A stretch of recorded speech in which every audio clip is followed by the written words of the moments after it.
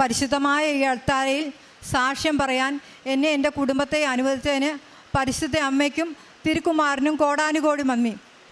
എൻ്റെ പേര് രമ്യ, സ്ഥലം കട്ടപ്പനയിൽ നിന്ന് വരുന്നു. എൻ്റെ ഭർത്താവാണ് ഉടമ്പടി എടുത്തത്. 2022 സെപ്റ്റംബർ 1 ഉടമ്പടി എടുത്തത്. ഉടമ്പടി എടുക്കാനുണ്ടായ കാരണമെന്ന് പറഞ്ഞാൽ 2-3 മാസമായിട്ട് ഞങ്ങൾക്ക് പണിയൊന്നുമില്ലായിരുന്നു. എൻ്റെ ജീവിത പങ്കാളിക്ക് വർക്ക്ഷോപ്പ് പണിയാണ്. ഇവിടെ അമ്മയുടെ അടുത്ത് വന്ന് ഉടമ്പടി എടുത്തതിൻ്റെ പിറ്റേ ദിവസം മുതൽ ഞങ്ങൾക്ക് പണിയായി തുടങ്ങി. അതുപോലെ തന്നെ ഞങ്ങൾ 5-8 വർഷമായിട്ട് വീടില്ലാതെ കഴിയുമായിരുന്നു. ലൈഫിൻ്റെ പേരെയൊക്കെ കൊടുത്തു. ഞങ്ങൾക്ക് സ്ഥലം കൂടുതലുണ്ടെന്നും പറഞ്ഞ് ഒന്നും കിട്ടത്തൊന്നുമില്ലായിരുന്നു. അങ്ങനെ ഇരിക്കെ ഒരു ദിവസം ഞങ്ങളുടെ അടുത്തുള്ളൊരു ചേച്ചിയുടെ കൈ ഒടിഞ്ഞിങ്ങനെ ചേച്ചി വീട്ടിലിരുന്നപ്പം ചേച്ചി ഇങ്ങനെ മുറ്റത്തോടെ നടന്നപ്പോൾ ഇങ്ങനെ ആരോ ഉള്ളിൽ തോന്നിപ്പിക്കുകയാണെന്ന് പറഞ്ഞു, ഇവർക്കൊരു വീട് വേണം. ചേച്ചി അന്ന് മുതൽ അതിനായിട്ട് ഇറങ്ങി തിരിച്ചു. അത് കഴിഞ്ഞ് ഞങ്ങളുടെ മെമ്പർ വന്ന് മെമ്പറോടും പറഞ്ഞു, ഇതുപോലെ ഇവർക്ക് വീടൊന്നുമില്ല, ഇവർക്ക് കടബാധ്യതയുണ്ട്, ഒരു കാലത്ത് ഇവർക്കൊരു വീട് വെക്കാൻ പറ്റത്തില്ലെന്ന് പറഞ്ഞു. അങ്ങനെ മെമ്പറും അതിനായിട്ട് ഇറങ്ങി തിരിച്ചു. അത് കഴിഞ്ഞിട്ട് സ്കൂൾ തുറന്നു കഴിഞ്ഞപ്പോഴത്തേക്കിന് ഞാൻ ടീച്ചറിനോട് പറഞ്ഞു, ടീച്ചറെ എനിക്ക് ഒരു മുറിയേ ഉള്ളൂ, അതിനകത്ത് കുട്ടികൾക്ക് പഠിക്കാനൊന്നും സൗകര്യമില്ല, അതുകൊണ്ട് എനിക്ക് TC വേണം, എൻ്റെ വീട്ടിൽ കുട്ടികളെ ഇതെത്തി പഠിപ്പിക്കാനാണെന്ന് പറഞ്ഞു. അപ്പോൾ ടീച്ചറിന് ഭയങ്കര ഒരു വിഷമം. അപ്പോൾ ടീച്ചർ ഞങ്ങളുടെ വീട് വന്ന് കണ്ടപ്പോൾ ടീച്ചറിന് ഭയങ്കര വിഷമമായിപ്പോയി. എന്നിട്ട് ടീച്ചറെ ജൂൺ മാസത്തെ ആദ്യത്തെ PTA ഞങ്ങളുടെ കാര്യം അവതരിപ്പിക്കാൻ ടീച്ചറിന് ഒരു ഉൾപ്രേരണ ലഭിക്കുകയാണ്. ആ സമയത്ത് PTA കൂടിയപ്പം ബസ്സിനെല്ലാം ആകെപ്പാടെ കടബാധ്യതയുടെ കണക്ക് എടുത്തുകൊണ്ടിരിക്കുകയാണ്. അപ്പോൾ ഇങ്ങനെ പറഞ്ഞപ്പോഴത്തേക്കിന് നമ്മുടെ മാനേജർ അച്ഛനും PTA അംഗങ്ങളോടും പറഞ്ഞു, അതിനെന്താ, അതൊരു നല്ല കാര്യമല്ലേ, നമുക്കൊരു വീട് വെച്ച് കൊടുക്കാമെന്ന് പറഞ്ഞു. അങ്ങനെ ഞങ്ങളുടെ വീടിൻ്റെ പണി തുടങ്ങി. മെയ് 2-ാം തീയതി കല്ലിട്ടു. ഇപ്പോൾ തറ കെട്ടിക്കൊണ്ടിരിക്കുന്നു. അതുപോലെ തന്നെ തറ കെട്ടിക്കൊണ്ടിരിക്കുന്നു. അത് 3-ാമത്തെ നിയോഗം എനിക്ക് സാധിച്ചു കിട്ടിയത് 2020 ഞങ്ങൾ കുഴൽക്കിണർ അടിച്ചതാണ്. അപ്പോൾ 500 അടി ആകുമ്പോഴത്തേക്കിന് വെള്ളമൊക്കെ കിട്ടുമെന്നോർത്തായിരുന്നത്. 800 അടി അടിച്ചിട്ടും വെള്ളം കിട്ടിയില്ല. 1,32,000 രൂപയായിട്ട് പിന്നെ ഞങ്ങൾക്ക് മോട്ടർ വെക്കാനൊന്നും ഒരു മാർഗ്ഗമില്ലായിരുന്നു. 600 അടി വെള്ളം കിടന്നിട്ടും ഞങ്ങൾ വെള്ളം വിലക്ക് വാങ്ങിച്ചുകൊണ്ടിരിക്കുമായിരുന്നു. അപ്പോൾ അങ്ങനെ ഇരുന്നപ്പോഴത്തേക്കിന് ദൈവതുല്യനായ ഒരു വ്യക്തി, അപ്പോൾ ഞങ്ങളുടെ പെരവണിക്ക് ഇങ്ങനെ വെള്ളമില്ലാത്തതുകൊണ്ട് അതൊരു ബുദ്ധിമുട്ടായിരുന്നു. അപ്പോൾ ഞങ്ങൾ ആ വ്യക്തിയോട് ചെന്ന് പറഞ്ഞു, ഞങ്ങൾക്കൊരു മോട്ടർ വെച്ച് തരാമോ എന്ന് ചോദിച്ചു. അപ്പോൾ പറഞ്ഞു, അതിനെന്താ, നിങ്ങൾക്ക് 1,00,000 രൂപയാണെന്ന് പറഞ്ഞാലും നിങ്ങൾക്ക് മോട്ടർ വെച്ച് തരാം. മിനിഞ്ഞാന്ന് മോട്ടർ വെച്ചു, വെള്ളമടിച്ചു. അതുപോലെ തന്നെ എൻ്റെ ഭർത്താവ് കരക്കാട്ടൂരിൽ നിന്നൊരു വണ്ടി ഇടിച്ചിട്ട് ഞങ്ങളത് പണിയാൻ വേണ്ടി കട്ടപ്പനയ്ക്ക് കൊണ്ടുപോയിട്ട് തിരിച്ചു കൊണ്ടുപോകുന്ന വഴിക്ക് വണ്ടിയുടെ ബാറ്ററി എല്ലാം നിന്ന് പോയി. എന്നിട്ട് ഞങ്ങൾ വണ്ടിയെല്ലാം ബാറ്ററിയുടെ എല്ലാം ശരിയാക്കിയിട്ട് രാത്രി 8:30 മണിയായി ഏലപ്പാറയിൽ നിന്ന് വണ്ടി എടുക്കും. വണ്ടി എടുത്തപ്പോൾ തൊട്ട് അമ്മയുടെ ഭയങ്കര സുഗന്ധാഭിഷേകം. എന്നിട്ട് എൻ്റെ ഈ 6 വയസ്സുള്ള കുഞ്ഞ് ഞങ്ങൾ വണ്ടി വീട്ടിൽ നിന്ന് ഇറങ്ങത്തെ തൊട്ട് പ്രാർത്ഥനയാണ്. അപ്പോൾ പറഞ്ഞു, എൻ്റെ കൃപാസനാമ്മ, എൻ്റെ അച്ചാച്ചനല്ല വണ്ടി ഓടിക്കുന്നത്, എൻ്റെ കൃപാസനാമ്മ വേണം ഞങ്ങളെ കറിക്കാട്ടിന് ഞങ്ങളെ വീട്ടിൽ കൊണ്ടെത്തിക്കാൻ.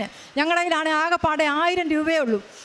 എന്ത് ചെയ്യും, രാത്രി എന്തെങ്കിലും എന്നാ ചെയ്യും? കുട്ടിക്കാനമൊക്കെ വരുന്ന ഭയങ്കര വളവും ഒക്കെ വരുമ്പോഴത്തേക്കിന് 8 മണിക്ക് കിടന്ന് ഉറങ്ങുന്ന കൊച്ച് 11 മണിയായിട്ട് ഉറങ്ങുന്നില്ല. എന്നിട്ട് ഈ സ്തുതിപ്പും അമ്മയെ വിളിച്ചുകൊണ്ട് തന്നെ ഇരിക്കുക. എന്നിട്ട് ശബ്ദം ഇടറി പോവുക. അപ്പം ഞാൻ പറഞ്ഞു, മോനെ നിർത്തിക്കോ, നമ്മളെ വീട്ടിൽ കൊണ്ടുവിടുമെന്ന് പറഞ്ഞു. എന്നിട്ട് കാഞ്ഞിരപ്പള്ളി വന്നപ്പോൾ അക്കരപ്പള്ളിയുടെ വാതിക്കലായപ്പോഴത്തേന് ഭയങ്കര മണം. ഞാൻ പറഞ്ഞു, എൻ്റെ അമ്മയെന്ന് ഞാൻ വിളിച്ചു. ഞങ്ങൾ വീട്ടിൽ ചെന്ന് പിള്ളേരെ ഞാൻ വീട്ടിലാക്കിയിട്ട് ആ ചേച്ചിക്ക് വണ്ടി കൊണ്ടു കൊടുക്കണം. വണ്ടി തിരിച്ചപ്പം വരെ അമ്മയുടെ ഭയങ്കര സംരക്ഷണം. അതുപോലെ ഞങ്ങൾ 2-ാമത്തെ ഉടമ്പടി പുതുക്കി പോയപ്പോഴത്തേക്കിന് തലേദിവസം ഇച്ചിരി ഉറക്കളയൊക്കെ കഴിഞ്ഞിട്ടാണ് ഞങ്ങളിവിടെ ഉടമ്പടി പുതുക്കാൻ വന്നതും. അപ്പോൾ പത്തനാടെന്നൊക്കെ പറയുന്ന സ്ഥലമായപ്പോഴത്തേന് എൻ്റെ ഹസ്ബൻഡ് ഉറങ്ങിപ്പോയിട്ട് വണ്ടി ചെന്ന് ഒരു കരികല്ലിൻ്റെ പുറത്തൂടെ കയറിയിട്ട് മറിഞ്ഞിട്ട് 11 kV പോസ്റ്റിൽ ഇടിച്ചു നിന്നു. ഞങ്ങൾക്കൊരു പോറൽ പോലും അമ്മ തന്നില്ല. ഓടിക്കൂടിയവരെല്ലാം ചോദിച്ചു, നിങ്ങൾക്ക് എന്തെങ്കിലും പറ്റിയോ? ഞാൻ പറഞ്ഞു, ഒന്നും പറ്റിയില്ല, ഞങ്ങൾക്കൊരു പോറൽ പോലും പറ്റില്ല. അപ്പം ഞങ്ങളുടെ കയ്യിൽ ഉടമ്പടി പത്രത്തിൻ്റെ ഇതുണ്ടായിരുന്നു. വെറുതെ അല്ല, നിങ്ങളെ അമ്മ രക്ഷിച്ചതാണെന്ന് പറഞ്ഞു. അപ്പോൾ എന്നെ ഓടിക്കൂടിയവരെല്ലാവരും പറഞ്ഞു, 11 kV ലൈനല്ലേ പോയത്, അപ്പോൾ പൈസ ഒത്തിരി ആകും പറഞ്ഞു. അപ്പോൾ ഞാനോർത്ത് എന്നാ ചെയ്യും എൻ്റെ ദൈവം. പിറ്റേ ദിവസം ഞാൻ പ്രാർത്ഥിച്ച് ഞങ്ങൾ ACB പോയി. ഞങ്ങൾ പ്രതീക്ഷിച്ചാലും തീർത്തും കുറച്ച് അവിടെ നമുക്കത് സെറ്റിൽ ചെയ്യാൻ പറ്റി.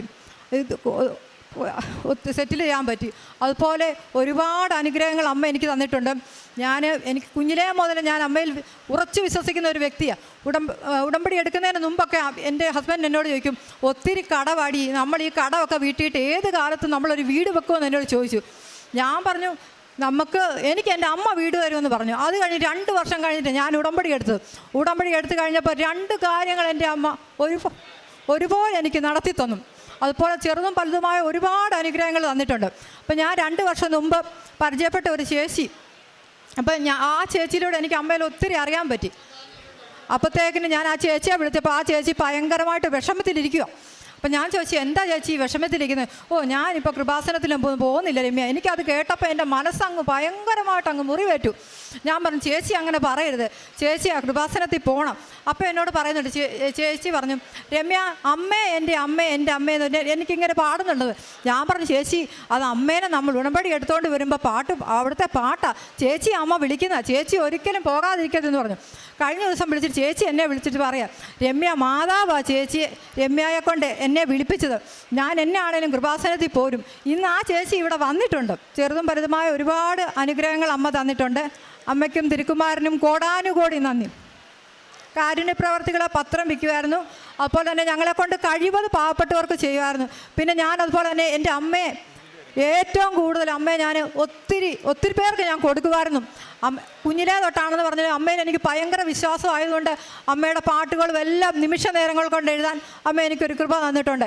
കഴിഞ്ഞ ദിവസമാണെന്ന് പറഞ്ഞാൽ ഞങ്ങളുടെ ഗ്യാസ് പെട്ടെന്ന് തീർന്നു പോയപ്പോൾ കഞ്ഞിക്കലം അടുപ്പ് വെച്ചിരിക്കുക. ഹസ്ബൻഡ് എന്നോട് ചോദിച്ചു, ഗ്യാസ് എങ്ങനെ എടുക്കും? ഞാൻ പറഞ്ഞു, എൻ്റെ അമ്മ എനിക്ക് പൈസ തരുമെന്ന് പറഞ്ഞു ഗ്യാസ് എടുക്കാം. അതുപോലെ തന്നെ 4 മണിയായപ്പോഴത്തേനും എനിക്ക് ഗ്യാസ് എടുക്കാൻ പൈസ തന്നു. ഓരോ കാര്യത്തിലും ഞാൻ പറയും, എൻ്റെ അമ്മ എന്നാ ഇതുണ്ടെന്ന് പറഞ്ഞാൽ ഞാൻ എൻ്റെ അമ്മയെ ഏൽപ്പിച്ചു കൊടുക്കും. അമ്മ എനിക്ക് അതെല്ലാം നടത്തി തരും. അതുപോലെ ഈയിടെ കുഞ്ഞിന് ആണെന്ന് പറഞ്ഞാൽ പെടലിയുടെ ഇവിടെ ഒരു തടിപ്പ് പോലെ വന്നു. ഹോസ്പിറ്റലിൽ ഡോക്ടറെ കാണിച്ചപ്പോഴത്തേനും ഡോക്ടർ പറഞ്ഞു 2 ആഴ്ചക്കകം ഇത് ചൊങ്ങിയില്ലെങ്കിൽ പെരിബ്രസ്മിയർ ചെയ്യണമെന്ന് പറഞ്ഞു. അപ്പോൾ അമ്മയുടെ ഉടമ്പടിത്തായാലും ഞാൻ ഇങ്ങനെ പുരട്ടി കഴിഞ്ഞ് കഴിഞ്ഞപ്പോഴത്തേന് 2 ആഴ്ച ആയപ്പോഴത്തേക്കിന് ആ ഉടമ്പടി മുഴ ചൊങ്ങി, പൂർണ്ണമായിട്ടും മുഴ ചൊങ്ങി. അതുപോലെ എൻ്റെ കയ്യിൽ ഇങ്ങനെ എനിക്ക് ഷുഗറുള്ള വ്യക്തിയാണ്. എൻ്റെ കൈ ഒരു തള്ളവിരൽ മുഴുവൻ പഴുത്തു, കൈ അനക്കത്ത് പോലും ഇല്ലായിരുന്നു. എന്നിട്ട് എന്നിട്ട് ഈ ഉടമ്പടി തൈലം ഉപ്പും എല്ലാം വെച്ച് കിട്ടി. ഞാൻ പറഞ്ഞു, അമ്മേ ഞാൻ ഹോസ്പിറ്റലിലൊന്നും പോകത്തില്ല, എനിക്ക് പോകാൻ പൈസ ഇല്ല, എനിക്കത് കുറച്ച് തരണമെന്ന് പറഞ്ഞു. അതുപോലെ തന്നെ 2 ദിവസം കഴിഞ്ഞപ്പോഴത്തേന് എൻ്റെ വേദന എവിടെ പോയെന്ന് അറിയത്തില്ല. കഴിഞ്ഞ ദിവസം എനിക്ക് പനിയൊക്കെ ആയിട്ട് കഫക്കെട്ടായിട്ട് ഭയങ്കര ശ്വാസം മുട്ടൽ പോലെ, എനിക്ക് ശബ്ദം പോലും എടുക്കാൻ പറ്റില്ല, വർത്താനം പറയത്തില്ല. ഞാൻ ഉടനെ അമ്മയോട് പറഞ്ഞു, അമ്മേ ഞാൻ ആശുപത്രി പോകത്തില്ല, എനിക്ക് ആശുപത്രി പോകാൻ പൈസ ഇല്ലെന്ന് അമ്മയ്ക്കറിയാമല്ലോ. ഞാൻ ആ ഉടമ്പടി ഉപ്പ് വിശ്വാസ പ്രമാണം ചൊല്ലി പ്രാർത്ഥിച്ചു. 3 നേരം ഞാൻ വെള്ളം കുടിച്ചു കഴിഞ്ഞ് പിറ്റേ ദിവസം എൻ്റെ രോഗം എവിടെ പോയെന്ന് എനിക്കറിയത്തില്ല. എനിക്ക് ശബ്ദം പോലും എനിക്ക് എടുക്കാൻ പറ്റത്തില്ലായിരുന്നു. അതുപോലെ ഒരുപാട് അനുഗ്രഹങ്ങൾ അമ്മ എനിക്ക് തന്നിട്ടുണ്ട്. അമ്മയ്ക്കും തിരുക്കുമാരനും കോടാനുകോടി നന്ദി. അവൻ്റെ നാമത്തിൽ വിശ്വസിക്കുന്നവർക്കെല്ലാം കൃപയ്ക്കുമേൽ കൃപ. യോഹന്നാൻ്റെ സുവിശേഷം 1:16 തിരുവചനമാണ്. തന്നെ വിളിച്ചപേക്ഷിക്കുന്നവരെ അവരുടെ സ്വരം കേൾക്കുവാൻ കാതോർത്തിരിക്കുന്ന സത്യദൈവത്തെയാണ് നമുക്ക് അനുഭവ സാക്ഷ്യങ്ങളിലൂടെ കേൾക്കുവാൻ കഴിയുന്നത്. എങ്ങനെ കർത്താവ് ഓരോ മക്കളെയും സംരക്ഷിക്കുന്നു, അവരുടെ ജീവിതത്തിലെ അവരുടെ കുടുംബത്തിലെ ബുദ്ധിമുട്ടുകളിലേക്ക് കർത്താവിനെ വിളിക്കണം. കർത്താവിനെ വിളിക്കാതെ കർത്താവ് വരില്ല. അമ്മയുടെ മധ്യസ്ഥതയിലൂടെ ഈശോയെ നമ്മുടെ വീട്ടിലേക്ക് ക്ഷണിക്കുമ്പോൾ മാത്രമേ ഈശോ വരികയുള്ളൂ. ഉടമ്പടി എടുത്തു, ഇനി എല്ലാം ക്ലിയർ ആകും എന്നുള്ള ഒരു ചിന്തയിൽ ആരെങ്കിലും ഉണ്ടെങ്കിൽ നാം ഉടമ്പടി എടുത്തത് കൊണ്ട് ഒന്നും സംഭവിക്കില്ല. എന്നാൽ ഉടമ്പടിയിലൂടെ നമ്മുടെ ജീവിതം വിശ്വസ്തമാകണം. നാം സീരിയസ് ആകുമ്പോൾ ദൈവം സിൻസിയർ ആകും, നാം സിൻസിയർ ആകുമ്പോൾ ദൈവം സീരിയസ് ആകും. അത് നമുക്ക് മറന്നു പോകാതിരിക്കാം.